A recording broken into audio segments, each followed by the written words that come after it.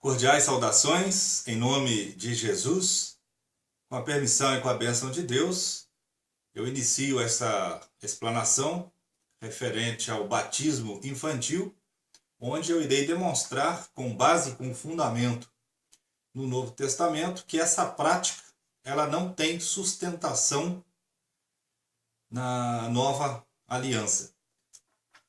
Eu quero iniciar essa explanação usando um texto que eu considero ser o texto referência, o texto base e que vai nortear toda a nossa discussão, todo o nosso embasamento para quebrar esse argumento onde alguns entendem como sendo legal a prática do batismo infantil, ou seja, tendo amparo no Novo Testamento, que nós vamos demonstrar que não procede. O texto se encontra no Evangelho de Marcos, capítulo 16, do versículo 15 ao versículo 16. E disse-lhes: Ide por todo o mundo e pregai o Evangelho a toda criatura. Quem crer e for batizado será salvo. Quem, porém, não crer será condenado. Por que eu disse que esse texto é considerado o texto de maior peso e o texto decisivo nessa nossa discussão? Por um motivo muito simples. Quem está falando aqui é o Messias, é o Senhor, é o cabeça da igreja. Aquele que tem toda a autoridade, aquele que veio da parte do Pai revelar a verdade, veio revelar, veio manifestar a vontade do Pai para que o homem, para que o pecador pudesse ser salvo. Os apóstolos, eles não vão posteriormente modificar a palavra de Jesus, a palavra do Senhor. E essa palavra está claramente registrada aqui neste evangelho, de forma que o homem pode mudar algumas interpretações em algumas cartas e em algumas epístolas para fundamentar algumas doutrinas falsas. Mas a palavra de Jesus, a palavra do Senhor que está registrada aqui, não pode ser mudada. Jesus estava em alguns momentos que antecediam a sua volta, o seu retorno aos céus, à presença de Deus. Ele iria assentar-se no seu trono à direita do Pai. Ele havia cumprido a sua missão, havia morrido na cruz, havia consumado a redenção, o plano de redenção, havia derramado o sangue na cruz, havia sido ressuscitado pelo Pai, e nesse momento, nessa ocasião em que ele diz essas palavras, ele estava praticamente nos momentos finais que antecediam o seu retorno ao céu.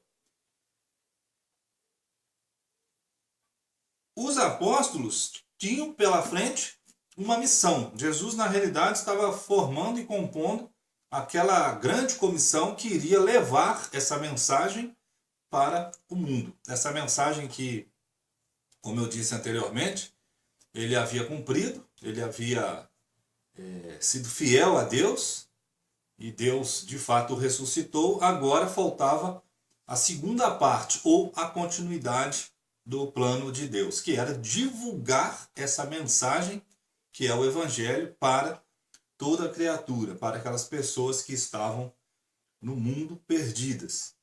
E um ponto que chama muita atenção é a questão da fidelidade dos apóstolos. O apóstolo Paulo, posteriormente, vai ser o apóstolo dos gentios. Essa fidelidade em relação à palavra de Jesus, ao que Jesus ensinou e ao que Jesus instituiu, na realidade aqui nesse texto ele está instituindo o batismo da nova aliança. Já havia a prática do batismo com João Batista, o batismo para arrependimento, mas agora Jesus está instituindo o batismo. Algumas pessoas falam da circuncisão, colocam até como base de seus argumentos a circuncisão, que era uma prática do povo hebreu, instituída por Deus através de Abraão, lá em Gênesis capítulo 17, na qual a criança, o recém-nascido, com 8 dias, ele deveria ser circuncidado.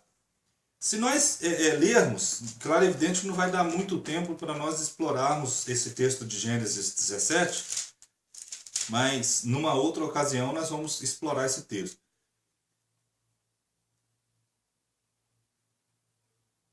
O versículo Gênesis capítulo 17, do versículo 11 ao versículo 12, olha o que diz: circuncidareis a carne do vosso prepúcio, será isso por sinal de aliança entre mim e vós. Porque tem 8 dias será circuncidado entre vós, todo macho, nas vossas gerações, tanto o escravo nascido em casa, como o comprado a qualquer estrangeiro, que não for da tua estirpe. Há outras exigências referentes à circuncisão, mas por hora o que eu gostaria de falar? Qual o ponto que eu quero destacar? Abraão foi fiel. Abraão fez exatamente o que Deus ordenara. Ou seja, ao 8º dia, quando Isaac nasceu, ele foi circuncidado.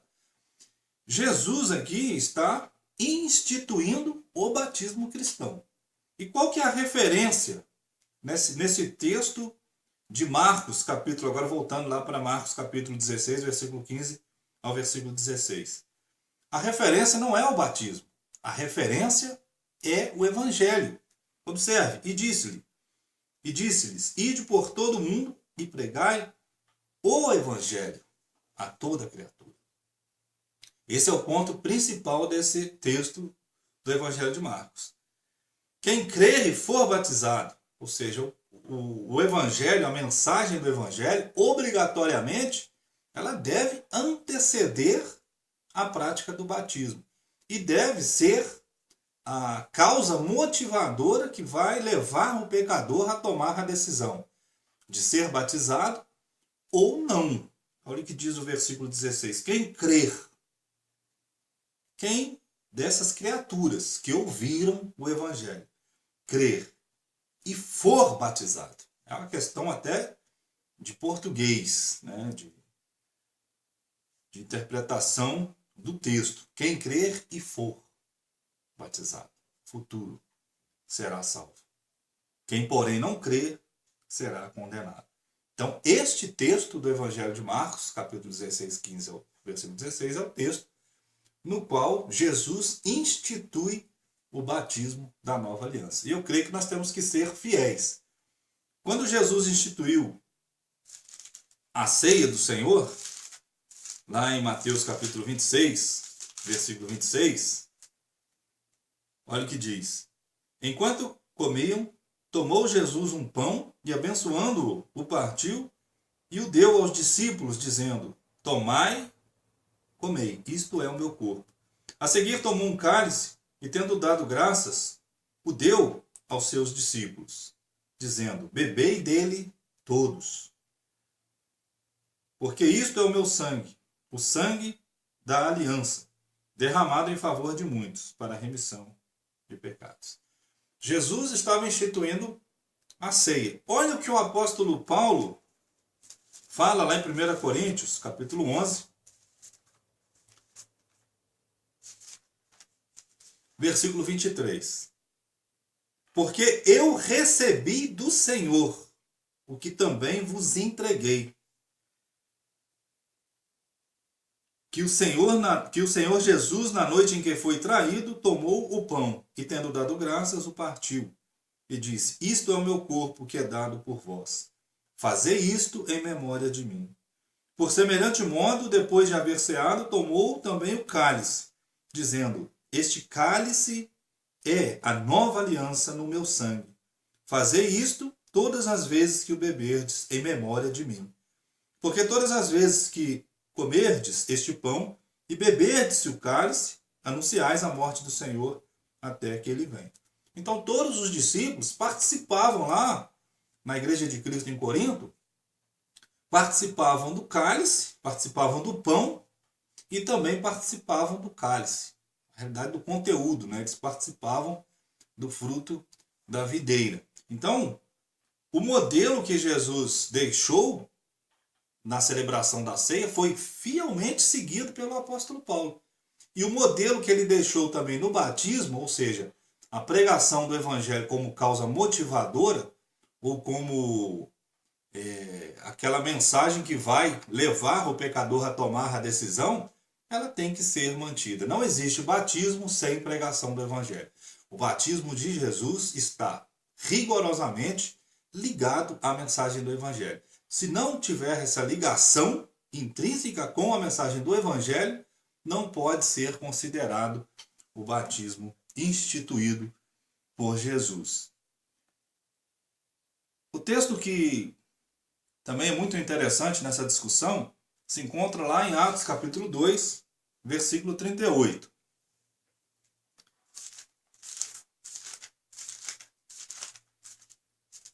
O apóstolo Pedro vai ser o primeiro homem a ministrar a pregação do evangelho. Se você ler Atos capítulo 2 inteiro, vai ocorrer a descida do Espírito Santo. O apóstolo Pedro, no versículo 14, vai fazer o discurso. E no versículo 22, ele começa a pregar sobre o evangelho.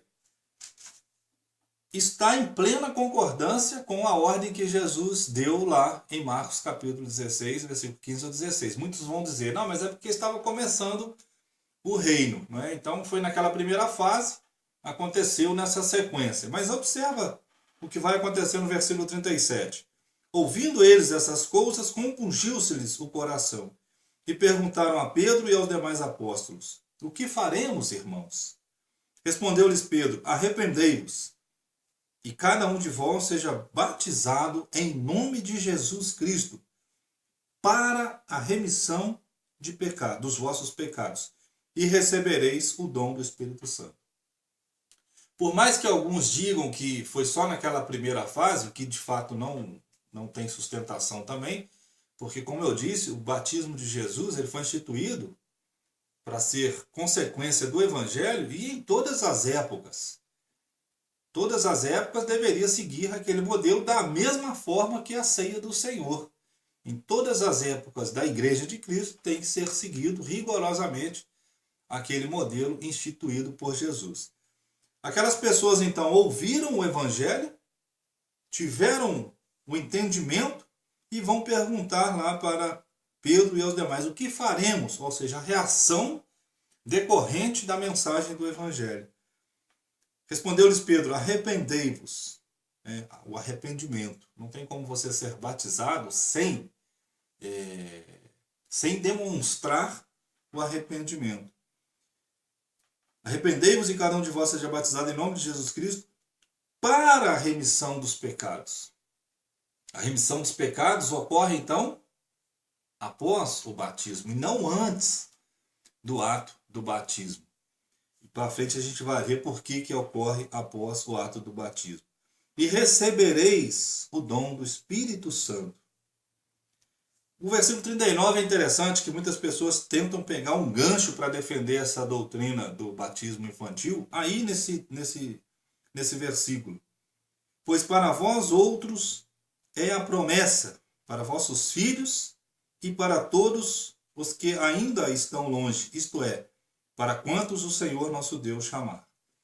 Se você pegar um pouco antes, no versículo 33, diz, exaltado, pois, à destra de Deus, tendo recebido do Pai a promessa do Espírito Santo, derramou isto que vedes e ouvis. Da mesma forma, Jesus havia prometido para os apóstolos que o Espírito Santo seria derramado sobre eles. E havia várias profecias também lá no Antigo Testamento que falavam dessa promessa do derramamento do Espírito Santo. Então, se você pegar o final do versículo 38, e recebereis o dom do Espírito Santo. O versículo 39 está interligado, pois para vós outros é a promessa, para vossos filhos e para todos os que ainda estão longe, isto é, para quantos o Senhor nosso Deus chamar. Ele não está falando do batismo, Ele não está falando que as crianças poderiam ser batizadas e muito menos que haviam crianças ali naquela ocasião. Observa o que diz o versículo 41. Então, os que lhe aceitaram a palavra foram batizados. Muito claro. Aquelas pessoas, aqueles quase 3.000 que foram batizados, eles tiveram que aceitar a palavra. Então, está em plena concordância com o que Jesus disse lá no capítulo 16 do Evangelho de Marcos. Olha o que diz o versículo 42. E perseveravam na doutrina dos apóstolos. Então, esses que se converteram, eles passaram a perseverar. O contexto desses capítulos iniciais do livro de Atos mostra, na realidade, o início da Igreja de Cristo. Mostra o estabelecimento do reino dos céus. E como as pessoas entraram nesse reino. Ou seja, por meio do batismo. Quem não nascer da água e do Espírito não pode ver o reino dos céus. Ou não pode entrar no reino de Deus. Era o que estava acontecendo. Pessoas entrando por meio da pregação do Evangelho na Igreja de Cristo, no corpo de Cristo, e passando a fazer parte do reino dos céus. O ponto central, a minha linha de argumentação, então ela se encontra no crer, na crença que vem através da pregação do Evangelho. Observe, Romanos capítulo 1, versículo... Pegando um pouco antes, João 3,16.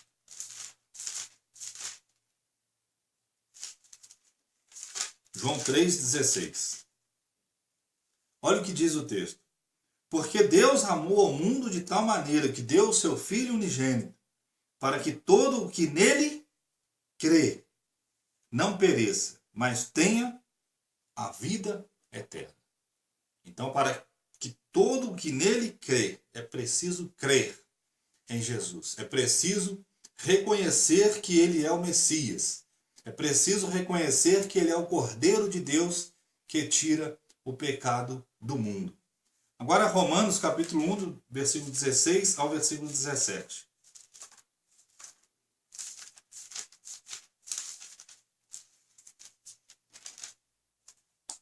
Pois não me envergonho do Evangelho. Onde essa palavra Evangelho apareceu? Lá em Marcos capítulo 16, do versículo 15 ao versículo 16. Porque é o poder de Deus para a salvação. Ok. Mas salvação de quem? De todo aquele que crê. Preciso crer. Aquele que não crê, o Evangelho é mensagem de salvação para o que crê. Aquele que não crê é mensagem de condenação. 1 Coríntios 1,18. Ela é uma referência para os que são salvos, assim como também é uma referência de condenação para aqueles que não reconhecem a obra redentora de Jesus.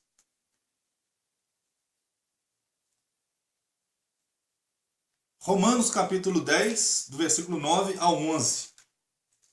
A questão da pessoalidade. A salvação, ela é pessoal. A salvação, ela não pode ser transferida. A fé, ela não pode ser transferida da minha pessoa para outra pessoa. A fé não pode ser transferida do pai para o filho. Então, por mais que algumas pessoas tentem pegar aquele texto de Atos capítulo 2, não tem base nem fundamento para batizar recém-nascidos e fazer um paralelo, claro e evidente, com a circuncisão. A circuncisão tornava alguém judeu. O batismo torna alguém cristão, ou torna alguém um discípulo de Jesus Cristo. Claro e evidente, pessoas conscientes e pessoas com capacidade de decidir. Vamos ver? Romanos capítulo 10, do versículo 9 ao versículo 10. Olha o que diz. Se com a tua boca confessares a Jesus como Senhor, se com a tua boca, né, com a boca do teu Pai, se com a tua boca confessares a Jesus como Senhor e em teu coração creres que Deus o ressuscitou dentre os mortos, serás salvo. Porque com o coração se crê para a justiça e com a boca se confessa a respeito da salvação. Então, a salvação ela é pessoal e deve ser fruto de uma decisão pessoal. Na circuncisão, a decisão não era pessoal.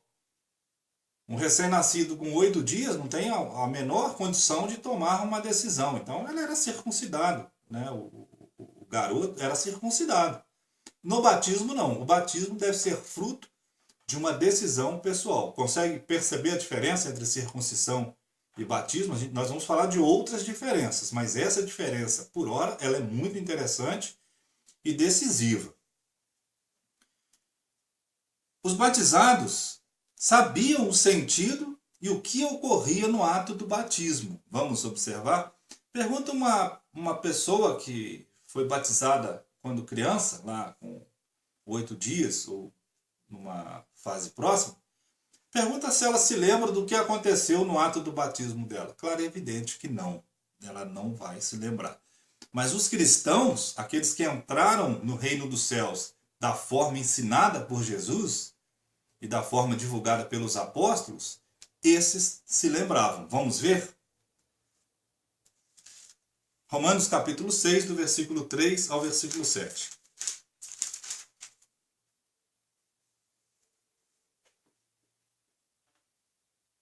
Romanos capítulo 6, do versículo 3 ao versículo 7. Olha o que diz. Ou porventura ignorais que todos os que fomos batizados em Cristo Jesus, fomos batizados na sua morte? Fomos, pois, sepultados com ele na morte pelo batismo, para que, como Cristo foi ressuscitado dentre os mortos, pela glória do Pai, assim também andemos nós em novidade de vida. Porque se fomos unidos com ele na semelhança da sua morte, certamente o seremos também na semelhança da sua ressurreição. Sabendo isto, que foi crucificado com ele o nosso velho homem, para que o corpo do pecado seja destruído, e não sirvamos o pecado como escravos. Porquanto quem morreu, justificado está do pecado. Quando os cristãos em Roma foram, naquele período que o apóstolo Paulo escreveu, próximo ali à metade do primeiro século, eles tomaram a decisão de morrer com Jesus, de serem lavados no sangue de Jesus, de entrarem em aliança no momento do batismo. Então, uma decisão pessoal. O batismo, na realidade, ele é morte, sepultamento e ressurreição. É isso que o apóstolo Paulo está ensinando sobre o batismo. Os cristãos em Roma não deveriam esquecer daquele momento que eles participaram do ato do batismo, onde eles tomaram a decisão de morrer com Jesus. Outro texto que é muito interessante também está em 1 Pedro 3:20 ao 22. Alguém que tiver o interesse pode ler esse texto, que ele vai falar também de novidade de vida, ou seja, o antes do batismo e o depois do batismo, de ter perante Deus uma consciência lavada no sangue de Jesus. Devemos permanecer fiéis ao modelo de batismo instituído por Jesus. Os apóstolos foram fiéis, permaneceram fiéis ao que Jesus ensinou. É essa palavra que vai nos julgar no último dia. Evangelho de João, capítulo 2, do versículo 44 ao versículo 50. São as palavras de Jesus que irão nos julgar nos últimos dias. Inclusive, essa palavra na qual ele ordenou e definiu o modelo do batismo bíblico. É preciso conhecer a verdade. A pessoa tem que conhecer a verdade para ser libertada. João capítulo 8, versículo 31 ao versículo 32. E conhecereis a verdade, e a verdade vos libertará.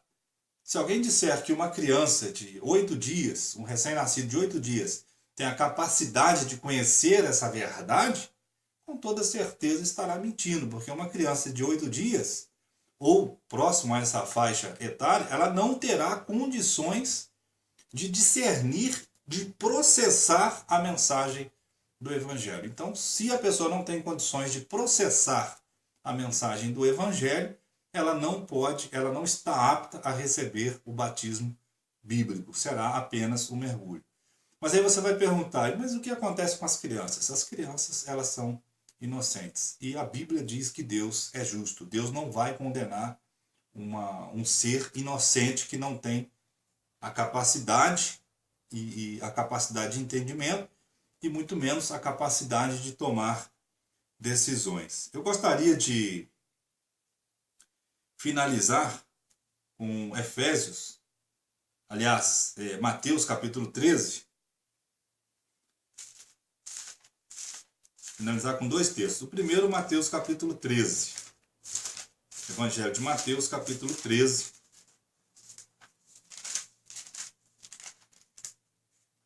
Versículo 18 em diante. Atendei vós, pois, a parábola do semeador. A todos os que ouvem a palavra do reino. A palavra do reino, a referência é o Evangelho. São os ensinamentos de Jesus centralizados no Evangelho. E não a compreendem. Olha, né, a palavra sendo lançada, se você é um pregador da palavra de Deus, se você é um semeador da palavra de Deus, você vai ter a capacidade de entender, você vai sair pregando o Evangelho, vai sair pregando a mensagem de salvação. Pessoas vão aceitar ou não vão aceitar. Nesse primeiro caso, a pessoa não compreendeu a mensagem, o maligno vai vir e vai arrebatar o que foi semeado no coração dela. O segundo caso, o que foi semeado em solo rochoso. Esse é o que foi semeado em solo rochoso, esse é o que ouve a palavra e a recebe logo com alegria, mas não tem raiz em si mesmo, sendo antes de pouca duração, em lhe chegando a angústia ou a perseguição, por causa da palavra, logo se escandaliza. Se você for seguindo esse texto, até o versículo 23, diz aí o texto, nós estamos com o tempo praticamente em cima, diz o texto, mas o que foi semeado em boa terra é o que ouve a palavra e a compreende. Este frutifica e produz a 100, a 60 e a 30 por um. Essa é a mensagem do Evangelho que vai levar a pessoa a tomar a decisão e a praticar os ensinamentos de Jesus. Algumas vão tomar essa decisão e outras não vão tomar. Outras vão recusar e vão rejeitar essa mensagem. Então, todos esses tipos de solo são pessoas, claro e evidente, que vão começar essa experiência com Jesus por meio da pregação, por meio da mensagem. Consequentemente, o discipulado ele vai começar com um novo nascimento, como nós observamos lá no Evangelho de Marcos, capítulo 16. Para finalizar, eu gostaria de citar um texto, lá em Efésios, capítulo 4,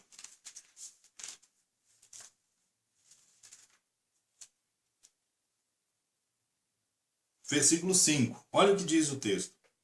Há um só Senhor, uma só fé, um só batismo. E esse batismo é o batismo que Jesus ordenou e instituiu lá no Evangelho de Marcos, capítulo 16, versículo 15 e 16, que é o mesmo batismo que o apóstolo Paulo pregou e ensinou, trabalhando principalmente o sentido e a significação desse ato de morrer, ser sepultado e ressurgir, sendo uma nova criatura por meio de Jesus. Então, creio que fui bem específico, bem direto. Alguns pontos nós vamos trabalhar ainda em outras publicações em vídeo. Qualquer dúvida pode mandar para mim, vou colocar o meu e-mail, disponibilizar, ou inbox, e eu terei o prazer de responder, se você quiser fazer alguma colocação, alguma observação. Mas finalizo dizendo, procure seguir e ter como referência as palavras e os ensinamentos de Jesus, porque são as palavras de Jesus que irão julgá-lo no último dia.